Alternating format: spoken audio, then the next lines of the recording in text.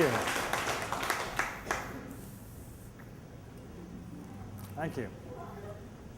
Yeah, 7 or 8 years ago, my wife and I were at home one summer afternoon, and we get a call from our son who is away at his summer job. He's at Rehoboth Beach, the Rehoboth Beach Country Club. He teaches tennis lessons down there, which is a job he's had for the last 3 or 4 years. And the call goes something like this.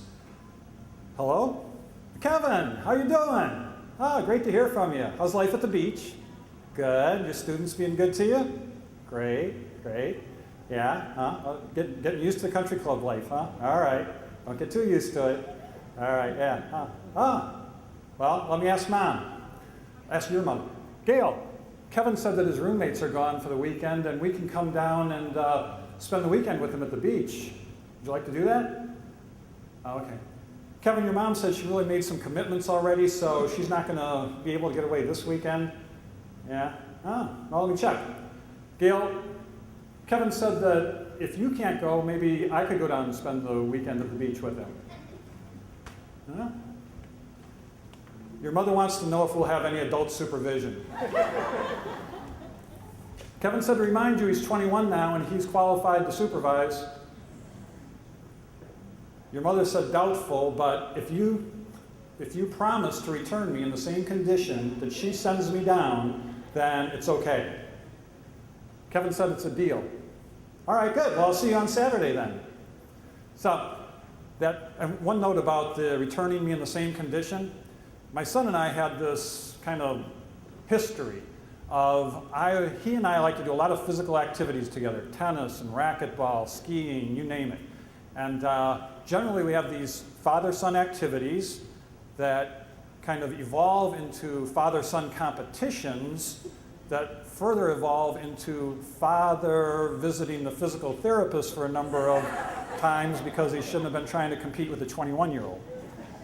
So my wife's well aware of that. We promise that won't happen, and I head off to the beach. And we have a wonderful first day, Saturday afternoon there, and that evening, he and I go to this place on Dewey Beach called the Rusty Rudder, a really nice restaurant, beautiful deck out on the bay, and we get a nice table with my back is to the bay, and turns out my son's kind of a celebrity down there because he's been teaching there for the last 3 or 4 years. He knows a lot of the other people who come down there to work, like the servers and the bartenders, and he's at the country club, so he knows the people who own the restaurants and the bars, and I'm surprised he's very popular down there.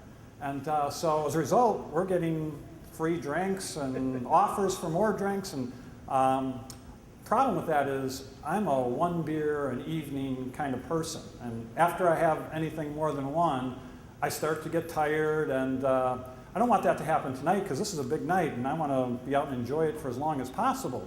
So we get a beer handed to us as we come in, we sit down at our table, and almost immediately there's another one there, and I'm just deciding for sure I'm just going to nurse one all evening. Well, my son also wanted us to meet his friend Marty. And Marty's closer to my age, and he has been a tennis instructor down there for years, runs his own business, and he's also thought of as a leader in the nightlife down at these beach communities. So Marty comes over to us and sees us at the table, and he sees 2 full beers in front of me and says, "Hey, my kind of guy, 2 at a time, that's the way I like to do it too." And I don't admit or deny anything. I just smile and tell Marty it's nice to meet him, and he runs off to the bar to get something for himself. So meanwhile, I take my beers, and I'm sitting with my back to the bay, and I throw one of them over the deck, and I throw most of the other one over too, so I can kind of stay on my self-assigned quota. Well, Marty comes back to the table, and he's got 5 beers in his hands. 1 for my son, 2 more for me, and 2 for him. But not only that, he is tremendously impressed that since the time he left and came back, my 2 beers are gone.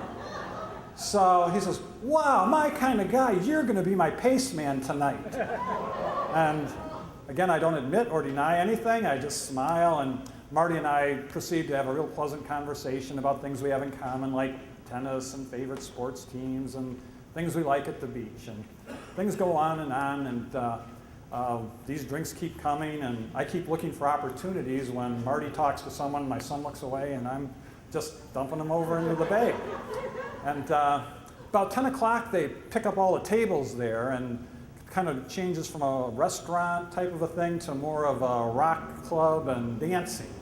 So by that time, I've got like 8 or 10 empty glasses in front of me, as does Marty.